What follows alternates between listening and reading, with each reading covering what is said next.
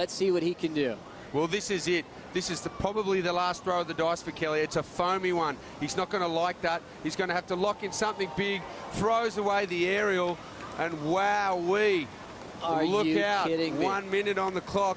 The champion threw everything at it. It was risky. He could have ridden that wave out and maybe given himself a better chance, but he just figured, no, I have to give it everything. He has respect for Nick Musgrove, and he has respect for that score that he needs. And that's exactly the expression that Nick Musgrove had on his face when he won the trials. He's so stone-faced, so serious, just a cool customer, even against a guy like Kelly Slater in this situation. With 35 seconds to go, Kelly is back in the lineup. There are waves coming through out the back, but it will be interesting to see if that wave out the back will get here in time. There might be just 1 second on the clock. Look at Nick. He's on the beach. This has got to be one of the tougher times for a competitor. He has to sit and watch and wait and see what happens with these sets. Kelly Slater, unbelievably, there was about 8 waves in this set, and he's going to get another chance.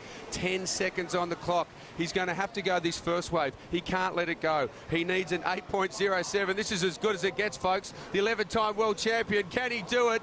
First turn is a big one, straight in the pocket. I've got chicken skin, Joey. Big wrap into the pocket for Kelly. He needs this score. It's starting to slow up, but he needs this thing to work with him. He's going to fade it back again. Nice rebound in the pocket. Kelly's feeling it to this inside section, wrapping another carve. He needs a huge finish if he wants to put up a fight to pull off this one. Closeout section. Goes for the big air reverse and stops it right on the sand.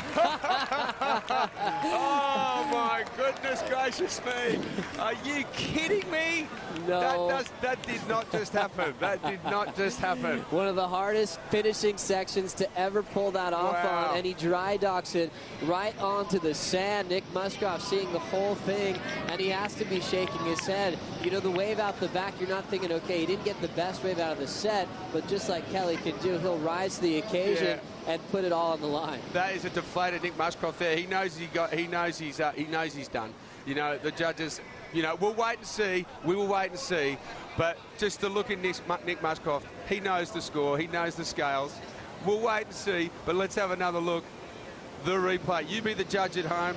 Well, let's check this out one more time, because remember, Nick did get a 9.5, so they do have that to compare it to there, as we'll see what Kelly needed on that last wave when it came down to this point. He had one final chance with just about 5 seconds on the clock here, and Kelly just went off the bottom, set it up perfect with a nice jam off the top. He had to do a few solid roundhouse cutbacks, and then he got that ramp on the inside. Yeah, well, I think that first turn was probably one of the better turns, if not the best turn of the whole heat. So he had a good advantage there. Sure, he had to deal with a little bit of chop here, but luckily for Kelly, this thing ran along on the inside. It gave him a nice speed section and gave him a chance to pump, and nail that air reverse in such a critical section. Look at the ribs and the shore there, and if Kelly Slater's got his hands in the air, you can be guaranteed that he feels confident that he's got the score. Has he got the score? We'll wait and see. Well, it's one of the hardest things he could have done on that inside. It's a complete full rotation punt. He didn't have to reverse out of it at all. You take the reverse completely out.